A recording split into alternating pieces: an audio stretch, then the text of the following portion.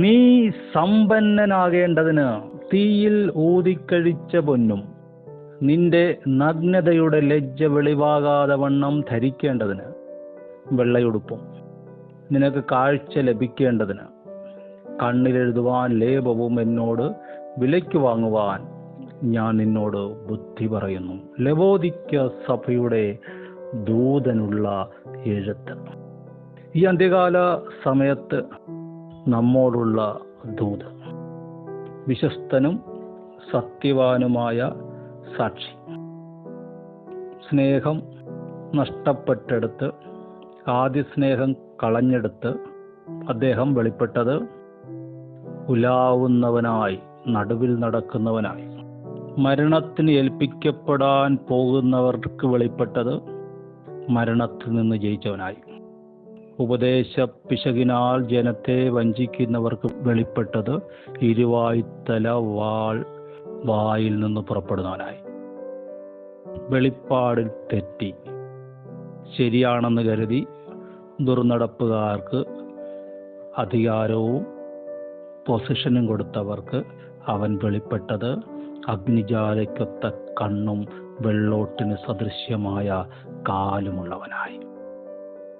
അങ്ങനെ ഇങ്ങോട്ട് വന്നാൽ ലവോദിക്ക സഭയിൽ അവൻ വെളിപ്പെടുന്നത്, ഇന്നത്തെ തലമുറയ്ക്ക് വേണ്ടി അവൻ വെളിപ്പെടുന്നത് വിശ്വസ്തനും സത്യവാനുമായ സാക്ഷിയായാണ് വെളിപ്പെടുന്നത്.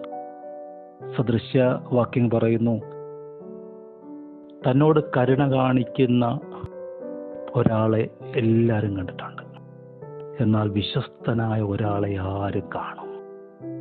ഈ ലോകത്തിലുള്ള സകല മനുഷ്യരും തങ്ങളോട് കരുണ കാണിക്കുന്ന ഒരു ദൈവത്തെ കണ്ടിട്ടുണ്ട്,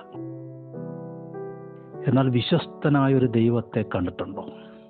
പറഞ്ഞാൽ വാക്കുമാറാത്തൊരു ദൈവം. ആ ദൈവം പറയുന്നു, അന്ത്യകാലത്ത് ദൈവദാസ, ദൈവപുത്ര, ദൈവമകനെ, വിശ്വാസിയെ, നീ വിശ്വസ്തനായി മറ്റുള്ളവരുടെ മുമ്പിൽ വെളിപ്പെടണം. എൻ്റെ സാക്ഷിയായി വെളിപ്പെടണം. സത്യവാനായി വെളിപ്പെടണം. ആരാണ് സത്യവാൻ? അകത്ത് സത്യമുള്ളവൻ. ഈ ലോകത്തെ ഏറ്റവും എളുപ്പത്തിൽ മറയ്ക്കാൻ പറ്റുന്നത് സത്യമാണ്. എന്തുകൊണ്ട്? സത്യത്തിൻ്റെ നേരെ കണ്ണടച്ചാൽ മതി. നീയും അറിയും, ദൈവം അറിയും. വേറൊറ്റ കുഞ്ഞറിയത്തില്ല. അതുകൊണ്ട് ദൈവദാസൻ, ദൈവമക്കൾ വിശ്വസ്തരും സത്യമുള്ളവരുമായി സാക്ഷികളായി ലോകത്തിൻ്റെ മുമ്പിൽ വെളിപ്പെടണം. ദൈവസൃഷ്ടിയുടെ ആരംഭമായ ആമേൻ എന്നുള്ളവൻ അരുളി ചെയ്യുന്നു. ഇംഗ്ലീഷിൽ റൂളർ ഓഫ് ഗോഡ്സ് ക്രിയേഷൻ എന്ന് പറയുന്നു. ദൈവസൃഷ്ടിയുടെ നിർമ്മാതാവായി, ഭരണാധികാരിയായി ആമേൻ എന്നുള്ളവൻ. അത് വളരെ ചിന്തിക്കേണ്ട ഒരു വിഷയമല്ലേ? ആമേൻ എന്ന് പറഞ്ഞാൽ രാജാവ് പറയാണ്, പോകുക, കൊണ്ടുവരിക, ആമേൻ. ഇന്നത് ചെയ്യുക, ആമേൻ. വെളിച്ചം ഉണ്ടാകട്ടെ, ആമേൻ. വെളിച്ചമുണ്ടായി. വെളിച്ചം നല്ലതൊന്ന് പിതാവ് കണ്ടു. പിതാവിൻ്റെ മടിയിലിരുന്ന പുത്രൻ അപ്പൻ്റെ മനസ്സറിഞ്ഞിട്ട് വെളിച്ചമുണ്ടാകട്ടെ എന്ന് അപ്പം പറഞ്ഞപ്പോൾ അപ്പൻ്റെ മനസ്സിലിരിപ്പ് പോലെ വെളിച്ചമുണ്ടാക്കി. വെളിച്ചം നല്ലതെന്ന് ദൈവം കണ്ടു. വിധാനം ഉണ്ടാകട്ടെ, ആമേൻ. വിധാനം ഉണ്ടായി. വെള്ളത്തിനും മധ്യ അത് വേർപിരിവായിരിക്കട്ടെ. അങ്ങനെ തന്നെ ആകാശത്തിന് കീഴിലുള്ള വെള്ളം ഒരു സ്ഥലത്ത് ഒന്നിച്ചു കൂടട്ടെ, ആമേൻ. അങ്ങനെ ഉണ്ടായി. ഭൂമിയിൽ നിന്ന് വിത്തുള്ള ഫലം കായ്ക്കുന്ന വൃക്ഷങ്ങൾ മുളച്ചു വരട്ടെ, ആമേൻ. പകലും രാവും വേർപിരിക്കാൻ ആകാശവിധാനത്തിൽ വെളിച്ചങ്ങൾ ഉണ്ടാകട്ടെ, ആമേൻ. അങ്ങനെ ഉണ്ടായി. നല്ലതെന്ന് കണ്ടു. ജലജന്തുക്കൾ, പർവ്വജാതികൾ, ജീവജന്തുക്കൾ ഉണ്ടാകട്ടെ, ആമേൻ. ഉണ്ടായി. കന്നുകാലി, ഇഴജാതി, കാട്ടുമൃഗം ഉണ്ടാകട്ടെ. നമ്മുടെ സ്വരൂപത്തിൽ, സാദൃശ്യത്തിൽ മനുഷ്യനെ ഉണ്ടാക്കുക, ആമേൻ. ഉണ്ടായി. നല്ലത് വളരെ നല്ലതെന്ന് ദൈവം കണ്ടു. ഇഷ്ടമുള്ളതിന് മാത്രമല്ല, എങ്ങനെയെങ്കിലും ചെയ്യുന്നുള്ളതുമല്ല, അപ്പൻ്റെ മനസ്സിലിരിപ്പിന് ആമേൻ പറയുന്ന മക്കൾ, സത്യവാനും വിശ്വസ്തനുമായ സാക്ഷികൾ, അന്ത്യകാലത്ത് ദൈവസഭയ്ക്ക് പോഷണത്തിനായി. അങ്ങനെ ഒരു തലമുറയെ പ്രതീക്ഷിക്കുന്ന ദൈവം പറയുന്നു, ഞാൻ നിന്റെ പ്രവൃത്തി അറിയുന്നു. നീ ഉഷ്ണവാനുമല്ല, ശീതവാനുമല്ല. നീ കൃപയുള്ളവനായിരുന്നെങ്കിൽ ഞാൻ പ്രമാണക്കാരുടെ ഇടയിൽ വിട്ടേനെ. നീ പ്രമാണമുള്ളവനായിരുന്നെങ്കിൽ ഞാൻ കൃപക്കാരുടെ ഇടയിൽ വിട്ടേനെ. നീ ആകെ കുഴഞ്ഞു കിടക്കുകയായിരുന്നെങ്കിൽ നേരെ നിൽക്കുന്നവരുടെ കൂട്ടത്തിൽ ഞാൻ നിന്നെ വിട്ടേനെ. നീ നേരെ നിൽക്കുന്നവനായിരുന്നെങ്കിൽ ഞാൻ കുഴഞ്ഞവരുടെ കൂട്ടത്തിൽ നിന്നെ വിട്ടേനെ, അവരെ എഴുന്നേൽപ്പിക്കാൻ. നീ ഉഷ്ണവാനുമല്ല, ശീതവാനുമല്ല. നീ എവിടെ പോകുന്നു ആ കൂട്ടത്തിൻ്റെ പോലെയായി മാറി വേറിട്ട് നിൽക്കാനാണ് വിളിച്ചത്. അതുകൊണ്ട് നിന്നെ എൻ്റെ വായിൽ നിന്ന് ഉമിണ് കളയും. ഇനി നമ്മൾ വായിച്ച ഭാഗത്തേക്ക് വരാം.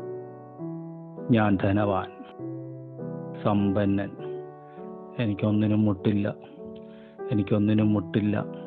കർത്താവിൻ്റെ ഇടയൻ, പച്ചയായ പുൽമേട്, സ്വസ്ഥതയുള്ള വെള്ളം, ശത്രുക്കളുടെ നടുവിൽ മേശ, നന്മയും കരുണയും എന്നെ പിന്തുടരുന്നു എന്ന് പാടിക്കൊണ്ട് നീ അരിഷ്ടനും ദരിദ്രനും നിർഭാഗ്യനും കുരുടനും നഗ്നനും എന്നറിയാതിരിക്കയാൽ.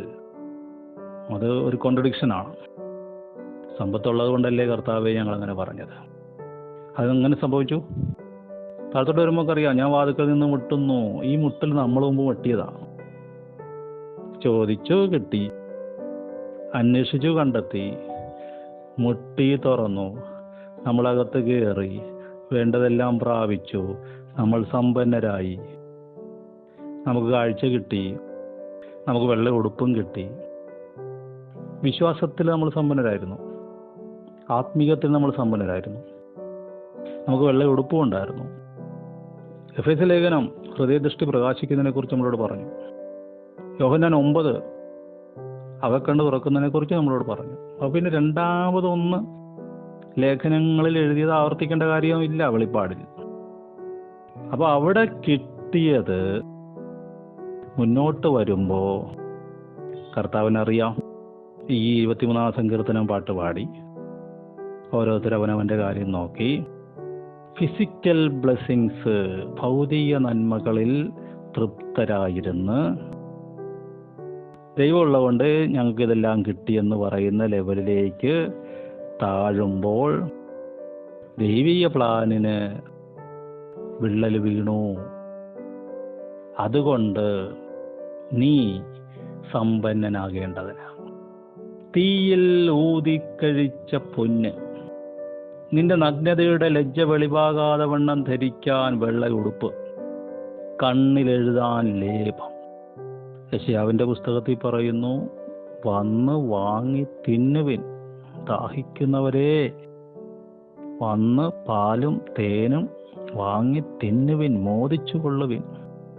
മത്തായി 11 പറയുന്നു, അധ്വാനിക്കുന്നവരും ഭാരം ചുമക്കുന്നവരും എൻ്റെ അടുക്കൽ വരുവിൻ, ഞാൻ ആശ്വസിപ്പിക്കാം, സൗജന്യമായിട്ട് തരാമെന്നാണ് പറഞ്ഞത്. ഇവിടെ പറയുന്നു വില കൊടുത്ത് വാങ്ങണം. താഴെ എഴുതിയിട്ടുണ്ട്, എല്ലാവർക്കും ഒന്നുമില്ല, എല്ലാവരും ഒന്നും വില കൊടുക്കണ്ട. എനിക്ക് പ്രിയമുള്ളവരെ ഞാൻ ശാസിക്കുന്നു, ശിക്ഷിക്കുന്നു.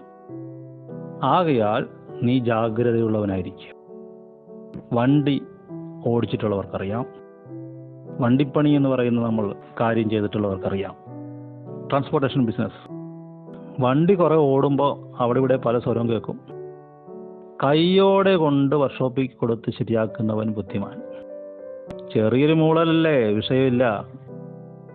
1-2000 കിലോമീറ്റർ കൂടെ ഓടട്ടെ എന്ന് വിചാരിച്ചാൽ 3000 രൂപയ്ക്ക് തീരേണ്ട പണി 30,000 രൂപയാകും. അതുകൊണ്ട് വണ്ടിയുടെ പ്രത്യേകത, ചെറിയൊരു മൂളൽ കേട്ടാൽ, ഞരക്കം കേട്ടാൽ അപ്പോൾ തന്നെ വണ്ടിയുടെ ഡോക്ടർ മെക്കാനിക്കിനെ കാണിക്കണം. ഇവിടെ അതുകൊണ്ടാണ് നീ ജാഗ്രതയുള്ളവനായിരിക്കുക. ഈ ഓട്ടത്തിനിടയിൽ ചില കാര്യങ്ങളുടെ നേരെ നീ കണ്ണടയ്ക്കുന്നില്ലേ? അത് നീയും ദൈവം മാത്രമല്ലേ അറിഞ്ഞുള്ളൂ, മറ്റാരും അറിയത്തില്ല. പക്ഷേ കണ്ണടയ്ക്കാതെ അത് വെളിച്ചത്തിലേക്ക് കൊണ്ടുവരിക. കറക്റ്റ് ചെയ്ത് മുന്നോട്ട് പോയാൽ നല്ലത്. ആത്മീയ ജീവിതത്തിൽ കുറേ അങ്ങോട്ട് മുന്നോട്ട് പോകുമ്പോൾ ഒരു പ്രമോഷനും പ്രതീക്ഷിച്ചിരിക്കുന്ന സമയത്ത് നമ്മൾ അടുത്ത ലെവലിലേക്ക് പോകുമെന്നൊക്കെ തോന്നുമ്പോൾ ഒരു ലാഗ് ചെയ്യുന്ന പോലെ തോന്നത്തില്ലേ? ഒരു കാലയളവ് ദൈവം അങ്ങ് പിടിച്ചിരുത്തും എന്തെങ്കിലും കാരണത്താൽ. അത് ഈ സ്നേഹം കൊണ്ടാണ്. എല്ലാവരും പോകുന്ന കണക്ക് നീ പോകണ്ട, എല്ലാവരും എന്തെങ്കിലുമൊക്കെ ചെയ്ത് കൂട്ടി അവരുടെ മനസ്സിനെ സന്തോഷിപ്പിക്കുന്ന കണക്ക് നീ പോകണ്ട. നീ സന്തോഷിപ്പിക്കേണ്ടത് എൻ്റെ മനസ്സിനെയാണ്. നീ ചെയ്യേണ്ടത് എൻ്റെ വേലയാണ്. അതെൻ്റെ സ്നേഹം കൊണ്ടാണ്. ദാനിയേലിനെ വിളിച്ചത് ഏറ്റവും പ്രിയ പുരുഷനായുള്ളവേ. യോഹന്നാൻ തന്നെ പറയുന്നത് യേശു സ്നേഹിച്ച ശിഷ്യൻ. അത് വെറുതെ വായിച്ച് സന്തോഷിക്കാൻ വേണ്ടിയാണോ? അല്ല, അത് പ്രാപിക്കാൻ വേണ്ടിയാണ്. നീ ജാഗ്രതയുള്ളവനായിരിക്കുക. ജാഗ്രതയുള്ളവനായാൽ കാര്യങ്ങൾ സ്മൂത്തായിട്ട് പോകും. ഹല്ലേലൂയ. അല്ലെങ്കിലും പേടിക്കണ്ട, ദൈവം സ്നേഹിക്കുന്നു. അതുകൊണ്ടാണ് ശാസന വന്നത്, ശിക്ഷ വന്നത്. ഭയപ്പെടണ്ട. ഞാൻ വാതിൽക്കൽ നിന്ന് മുട്ടുന്നു. ആരെങ്കിലും എൻ്റെ ശബ്ദം കേട്ട് വാതിൽ തുറന്നാൽ ഞാൻ അവൻ്റെ അടുക്കൽ ചെന്ന് അവനോടും അവൻ എന്നോടും കൂടെ അത്താഴം കഴിക്കും. ജയിക്കുന്നവന് ഞാൻ എന്നോടുകൂടെ എൻ്റെ സിംഹാസനത്തിൽ ഇരിപ്പാൻ വരം നൽകും. ഇവിടെ എന്താ ജയിക്കാനുള്ളത്? വാതിൽക്കൽ മുട്ടുന്നു. നമ്മൾ മുമ്പ് അദ്ദേഹത്തിൻ്റെ വാതിൽക്കൽ മുട്ടിയതാണ്. അദ്ദേഹം തുറന്നതാണ്. നമുക്ക് വേണ്ടതെല്ലാം തന്നതാണ്. ഇപ്പോൾ അദ്ദേഹം വന്ന് നമ്മുടെ വാതിൽക്കൽ മുട്ടുകയാണ്. രക്ഷിക്കപ്പെട്ടു, സ്നാനപ്പെട്ടു, ശുശ്രൂഷയും പ്രാപിച്ചു, അദ്ദേഹത്തിൻ്റെ വേല ചെയ്യുന്നു. എങ്കിലും ഇപ്പോൾ രാത്രി വന്ന് അദ്ദേഹം മുട്ടുകയാണ്. ആരെങ്കിലും എൻ്റെ ശബ്ദം കേട്ട്, മുട്ടുന്ന ശബ്ദമല്ല, മുട്ടുന്നത് വിളിച്ചോണ്ടാ മുട്ടുന്നത്. ആ വിളി കേട്ട് തുറക്കുന്നുണ്ടോ എന്നുള്ള വിഷയം. അത് കേൾക്കുന്നുണ്ടോ എന്നാ ചോദിക്കുന്നത്. ഉത്തമഗീത 5 ഞാൻ ഉറങ്ങുന്നുവെങ്കിലും എൻ്റെ ഹൃദയം ഉണർന്നിരിക്കുന്നു. വാതിൽക്കൽ മുട്ടുന്ന എൻ്റെ പ്രിയന്റെ സ്വരം. എൻ്റെ സഹോദരി, എൻ്റെ പ്രിയേ, എൻ്റെ പ്രാവേ, എൻ്റെ നിഷ്കളങ്കേ, തുറക്കുക. കൊട്ടുന്ന ശബ്ദമല്ല, കൊട്ടുന്ന ശബ്ദത്തിനപ്പുറമായൊരു ശബ്ദം വിളിക്കുകയാണ്. സഭയെ, എൻ്റെ പ്രാവേ, എൻ്റെ സഹോദരി, എൻ്റെ നിഷ്കളങ്കേ, എൻ്റെ പ്രിയേ, തുറക്കുക. തുറക്കാൻ വൈകി, അദ്ദേഹം പോയി. തുറക്കാൻ വൈകാൻ കാര്യം നമ്മൾ സെറ്റായി പോയായിരുന്നു. റൂമിൽ കയറി, അങ്കി ഊരി, ചെരുപ്പ് ഊരി, കംഫർട്ട് സോണിലായിരുന്നു. സ്വസ്ഥതയിൽ അനുഭവിച്ചുകൊണ്ടിരിക്കുകയായിരുന്നു. ഉറങ്ങാനുള്ള തയ്യാറെടുപ്പായിരുന്നു. ആശ്വസിക്കുകയായിരുന്നു. പക്ഷെ അപ്പോഴാണ് ഇവൻ്റെ വിളി വരുന്നത്. അപ്പോൾ സഭയുടെ പ്രതീകമായ സഹോദരി വിളിച്ചു പറയുന്നു, എൻ്റെ അങ്കി ഞാൻ ഊരിയിരിക്കുന്നു. അത് വീണ്ടും ധരിക്കുന്നത് എങ്ങനെ? ഞാൻ കാലുകളെ കഴുകിയിരിക്കുന്നു. അവയെ മലിനമാക്കുന്നത് എങ്ങനെ? എന്തുകൊണ്ടാണ് ഇങ്ങനെ പറയുന്നു എന്നുള്ളതിൻ്റെ അർത്ഥം പിന്നീട് നമുക്ക് കാണാം. ഞാൻ അവനെ അന്വേഷിച്ചു പോയി. നഗരത്തിൽ ചുറ്റി സഞ്ചരിക്കുന്ന കാവൽക്കാർ എന്നെ കണ്ടു. അവർ എന്നെ അടിച്ചു, മുറിവേൽപ്പിച്ചു. മതിൽ കാവൽക്കാർ എൻ്റെ മൂടുപടം എടുത്തു കളഞ്ഞു. എല്ലാം തികഞ്ഞു എന്നൊരു ലെവലിലേക്ക് വരരുത്. ആത്മാവിൽ ദാരിദ്ര്യമെന്ന ഭാഗ്യം നഷ്ടപ്പെടാനിടവരരുത്. സാച്ചുറേറ്റഡായി, തികഞ്ഞുപോയി, ഇനിയൊന്നും ആവശ്യമില്ല എന്ന് പറഞ്ഞിരിക്കാനിടവരരുത്. അങ്ങനെ വന്നാൽ മൂടുപടം കീറിക്കളയും. പക്ഷെ ഇവിടെ അവൾ എഴുന്നേൽക്കാൻ വൈകിയെങ്കിലും അവൾ വാതിൽ തുറന്നു, പ്രിയനെ അന്വേഷിച്ച് പോയി. ഞാൻ ആ പോകുന്ന പോക്കിൽ എൻ്റെ മൂടുപടം മതിൽ കാവൽക്കാർ കീറിക്കളഞ്ഞു. ശരിയാണ്, ഇത്തിരി പെയിനൊക്കെ ഉണ്ടാകും, ഇത്തിരി ബുദ്ധിമുട്ടൊക്കെ ഉണ്ടാകും. പക്ഷേ പ്രിയനെക്കുറിച്ചൊരു വെളിപ്പാട് കിട്ടും. മറ്റ് പ്രിയന്മാരെക്കാൾ നിന്റെ പ്രിയൻ എന്ത് വിശേഷത! എൻ്റെ പ്രിയൻ വെണ്മയും ചുവപ്പുമുള്ളവൻ. ചുവപ്പ് മാത്രമുള്ള പ്രിയന്മാരുണ്ട്. വെള്ള മാത്രമുള്ള പ്രിയന്മാരുണ്ട്. വെണ്മയും ചുവപ്പുമുള്ളവൻ, വിശുദ്ധിയും സ്നേഹവുമുള്ളവൻ, വിശുദ്ധിയും സാക്രിഫൈസും ഉള്ളവൻ എന്ന് പറഞ്ഞാൽ വിശുദ്ധിയും സ്നേഹത്തിന് വേണ്ടി യാഗമായി തീരുകയും ചെയ്തവൻ. വെള്ളയുടെ നിറം, ചോരയുടെ നിറം. പുരുഷൻ അപ്പനെയും അമ്മയെയും വിട്ട് ഭാര്യയോട് പറ്റിച്ചേരും, അവർ ഒരു ദേഹമായി തീരും. ഞാൻ ക്രിസ്തുവിനെയും സഭയെയും ഉദ്ദേശിച്ചാണ് പറയുന്നത്. ഈ മർമ്മം വലിയത്. കുരിശിൽ കിടക്കുന്നവൻ്റെ വിലാപ്പുറത്ത് കുത്തുകയാണ്. ആ കുന്തം വാരിയലിനിടയിൽ കൂടെ ചങ്കിൽ തറയ്ക്കുകയാണ്. അവിടെ ഒരു വാരിയലില്ല, ഉൽപ്പത്തി പുസ്തകത്തിലുണ്ട്. ആ വാരിയലെടുത്തിട്ട് അവിടെ മാംസം വെച്ച് പിടിപ്പിച്ചു എന്നാണ്. ആ ഭാഗത്തൂടെയാണ് ഈ കുന്തം കയറി ചെല്ലുന്നത്. അവിടുന്ന് രക്തവും വെള്ളവും ഒഴുകി കണ്ടു നിന്നവൻ സാക്ഷ്യം പറഞ്ഞിരിക്കുന്നു. ചങ്കിലെ ചോര നമ്മുടെ ചങ്കിൽ വീഴും.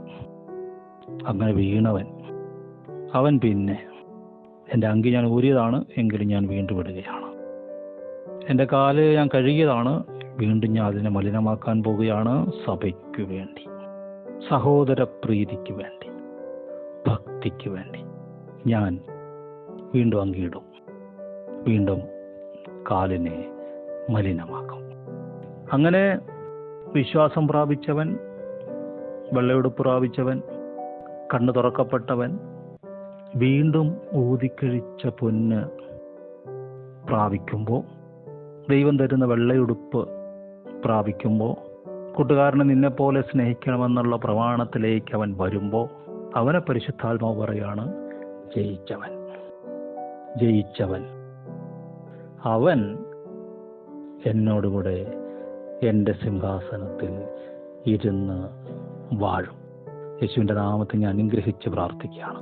സ്വർഗം കൃപ നൽകട്ടെ ദൈവ മനസ്സിനെ സന്തോഷിപ്പിക്കാൻ, ദൈവിക കൽപ്പനകൾക്ക് അവനെ സന്തോഷിപ്പിക്കുന്ന പോലെ ആമേൻ പറയാൻ, വിശ്വസ്തരും സത്യവാന്മാരുമായിരിക്കാൻ, വിശ്വാസത്തിൻ്റെ, വിശുദ്ധിയുടെ, കണ്ണു തുറക്കലിൻ്റെ പരമമായ ലക്ഷ്യത്തിലേക്ക് വരുവാൻ, പ്രിയനോട് ചേരുവാൻ, അവൻ്റെ സഭയ്ക്ക് വേണ്ടി ജീവിപ്പാൻ സ്വർഗം സഹായിക്കട്ടെ, അനുഗ്രഹിക്കട്ടെ, മാനിക്കട്ടെ, അധികമായി കൃപ നൽകട്ടെ. പ്രാർത്ഥിക്കുന്നു, അനുഗ്രഹിക്കുന്നു. ആമേൻ.